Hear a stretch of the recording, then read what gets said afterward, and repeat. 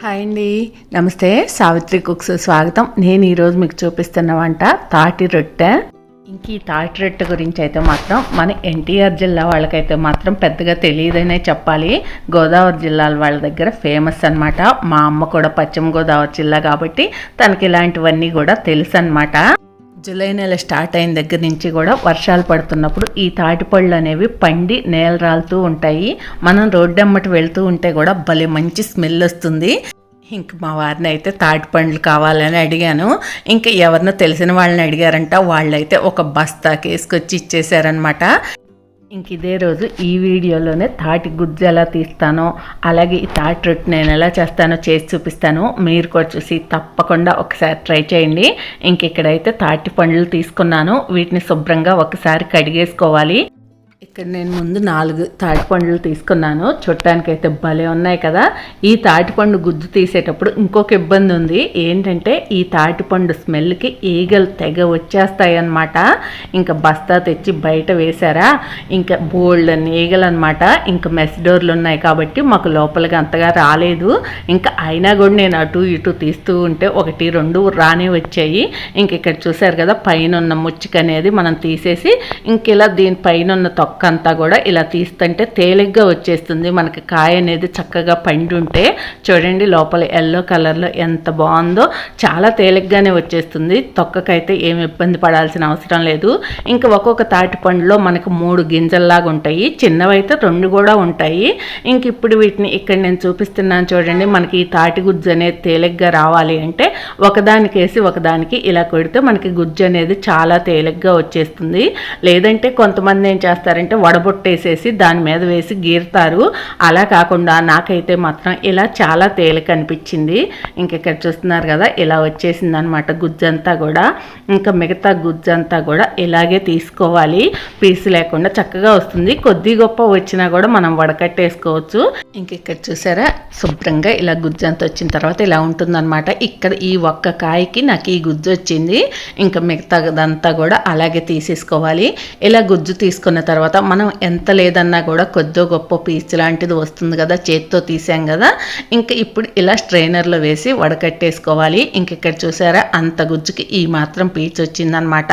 అదే మీరు వడబుట్ట కానీ లేదా ఎండు కొబ్బరి కోరే దాంతో కానీ కోరితే కనుక మనకి అలా పీచు రాకుండా ఉంటుంది. ఇక్కడ చూసారా, స్మూత్గా పేస్ట్ లాగా ఎంత బాగుందో. ఇంక ఇప్పుడు దీన్ని మనం ఒక బాక్స్లో వేసి డీప్ ఫ్రిడ్జ్లో పెట్టుకున్నామంటే సంవత్సరం అంతా కూడా నిల్వ ఉంటుంది. మీరు ఎప్పుడు కావాలంటే అప్పుడు ఇలా తాటి రొట్టె చేసుకోవచ్చు. తాటి పండుతోటి గుజ్జుతోటి చాలా వెరైటీస్ చేసుకోవచ్చు. అవి కూడా నేను త్వరలోనే మీకు చూపిస్తాను. ఇంక ఇప్పుడు మనం తాటి రొట్టె చేసేసుకుందాం. కలుపుకోవటానికి వీలుగా ఉండేలా ఒక వెడల్పు గిన్నె తీసుకొని అందులో 1 కప్పున్నర వరకు బియ్యపు రవ్వ వేసుకోవాలి. నేనైతే బయటే తెప్పించాను ఈ బియ్యపు రవ్వ. మీరు కావాలంటే ఇంట్లో అయినా మిక్సీలో పట్టుకోవచ్చు. బియ్యం కడిగి ఎండబోసేసి ఆ బియ్యాన్ని మనం పిండిలాగా కాకుండా రవ్వలాగా మిక్సీ పట్టుకుంటే సరిపోతుంది. ఇంక ఇప్పుడు ఈ రవ్వ వేసుకున్నాం కదా, ఇందులో ఒక 2 టేబుల్ స్పూన్ల వరకు వాటర్ ఇలా రవ్వలో చిలకరించి రవ్వ అంతా కూడా తడిచే వరకు ఇలా చేత్తో కలిపేసుకోండి. మరీ ఎక్కువ వాటర్ వేయొద్దు. ఇప్పుడు ఈ రవ్వని 1 గంట సేపు ఇలా నాననివ్వండి. ఇంక ఈలోపు మనం బెల్లం అది మిక్సీ పట్టుకుందాం. మనం ఏ కప్పుతో అయితే రవ్వ తీసుకున్నామో అదే కప్పుతోటి కప్పున్నర బెల్లం తీసుకొని ఒకసారి మిక్సీ పట్టేసుకోండి. చేత్తో కలుపుకునే కన్నా ఇలా చాలా తేలిగ్గా కలిసిపోతుంది. ఇంకా రవ్వలో వాటర్ చల్లి కూడా మనకు గంట అయిపోయింది. ఇంక ఇప్పుడు ఇందులో మిక్సీ పట్టుకున్న బెల్లం వేసేసి ఈ రవ్వలో అంతా బాగా కలిసే వరకు ఇలా కలుపుకోవాలి. ఇలా అంతా కూడా కలిసిన తర్వాత ఇంక ఇప్పుడు ఇందులోనే 1 టేబుల్ స్పూన్ వరకు నెయ్యి వేసుకోండి మంచి టేస్ట్ కోసం. ఇంక ఇప్పుడు తాటిపండు గుజ్జు వేసేసుకొని కలిపేసుకోవాలి. మనం ఏ కప్పుతో అయితే రవ్వ తీసుకున్నామో బెల్లం తీసుకున్నామో అదే కప్పుతోటి అంతే కూడా తాటిపండు గుజ్జు కూడా వేసుకోండి. కరెక్ట్గా సరిపోతుంది. ఇప్పుడు ఈ తాటిపండు గుజ్జు కూడా ఈ రవ్వలో అంతా బాగా కలిసే వరకు కలిపేసుకోవాలి. ఒకవేళ మీకు స్వీట్ తక్కువ తింటామో అనుకున్నట్టయితే 1 అరకప్పు బెల్లం తగ్గించుకోండి, కానీ తాటిపండు గుజ్జు మాత్రం తగ్గించుకోవద్దు. ఇంకెక్కడ నేను కేక్ చేసుకుంటాం కదా, ఆ గిన్నె తీసుకున్నాను. అందులో కొంచెం నెయ్యి వేసేసి గిన్నె అంతా కూడా అప్లై చేసేయండి. ఇంక ఇక్కడ నేను ఈ గిన్నెలో వేయటానికి అడుగున అరిటాకు తీసుకున్నాను. మీ దగ్గర అరిటాకు లేనట్టయితే కనుక బటర్ పేపర్ అయినా వేసుకోండి. ఈ అరిటాకు మీద కూడా ఒక 2 టేబుల్ స్పూన్ల నెయ్యి కానీ లేదా సన్ఫ్లవర్ ఆయిల్ కానీ వేసుకోండి. శనగ నూనె అయితే స్మెల్ వస్తుంది.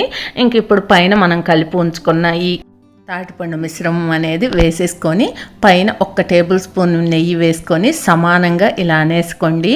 ఎందుకంటే మనకి చేతికి అంటుకోకుండా ఉంటుంది. ఇంక ఇప్పుడు ఈ గిన్నెని మనం స్టవ్ మీద పెట్టేసుకుందాం. కొంచెం మందంగా ఉండే కడాయి కానీ లేదా కుక్కర్ కానీ తీసుకొని ఒక 10 నిమిషాలు స్టవ్ వెలిగించి ప్రీ హీట్ చేసుకోండి. అందులో ఒక స్టాండ్ లాంటిది ఏదైనా పెట్టేసుకోండి. పైన మూత పెట్టి ఒక 10 నిమిషాలు ప్రీ హీట్ అయిన తర్వాత ఇంక ఇప్పుడు మనం రెడీగా ఉంచుకున్న గిన్నె పెట్టేసి దాని మీద సరిపోను ఉండే మూత పెట్టి పైన ఈ మూత పెట్టేసుకోండి. ఈ తాటి రొట్టెని నిప్పుల మీద కడాయిల్లో వేసి కాలుస్తారు. అలా చేసుకోవటం కన్నా ఇలా చాలా తేలిగ్గా ఉంటుంది. ఎవరైనా చేసుకోగలుగుతారనమాట. ఇలా చేసుకోవటం అయితే టేస్ట్లో అయితే మాత్రం ఏ మాత్రం తేడా ఉండదు. ఇంక ఇక్కడ చూసారా మనకు తాటి రొట్టె తయారైపోయింది. ఇంక మనం ఇలా చాకుతో గుచ్చి చూసామంటే చాక్కి ఏమంటుకోకపోతే మనకి రొట్టె రెడీ అయిపోయినట్టే. ఈ రొట్టె రెడీ కావటానికి నాకు 1 గంట సమయం పట్టింది. ఇలా రెడీ అయిన తర్వాత మనం స్టవ్ ఆపేసిన తర్వాత పూర్తిగా చల్లారిన తర్వాత మాత్రమే ఈ రొట్టె తీసుకోండి.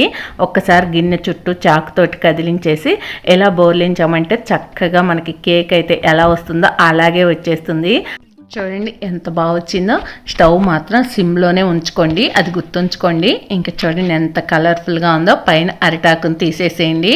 ఇంకా చక్కగా ఉంది కదా. ఇంకా మీకు నచ్చినట్టు ముక్కలుగా కట్ చేసుకోవచ్చు. ఇంక ఇదైతే తాటి రొట్టె అని మా అమ్మ చెప్పింది కాబట్టి మీకు తాటి రొట్టె అని చెప్పాను, కానీ నాకైతే తాటి కేక్ అని చెప్పాలనిపించింది. ఇంక ఇలా ఈ సీజన్లో కానీ ఏదైనా పిల్లలు పుట్టినరోజులు వస్తే రెగ్యులర్గా చేసే కేక్ కాకుండా ఇలా తాటి కేక్ చేసి పిల్లల చేత కట్ చేయించండి. వెరైటీగా ఫీల్ అవుతారు. అంతే, ఎంతో టేస్టీగా హెల్తీగా తాటి రొట్టె రెడీ అయిపోయింది. ఎన్టీఆర్ జిల్లాలో ఉన్న తాటి పండ్లన్నీ కూడా ఊరికే పోతున్నాయి. అబ్బా, ట్రై చేయండి తప్పకుండా. గోదావరి జిల్లాల వాళ్ళకైతే మనం నేర్పేది ఏం లేదులే. కానీ మీకు ఈ వీడియో నచ్చితే ప్లీజ్ లైక్ చేయండి, షేర్ చేయండి, సబ్స్క్రైబ్ చేయండి. Thank you for watching. By.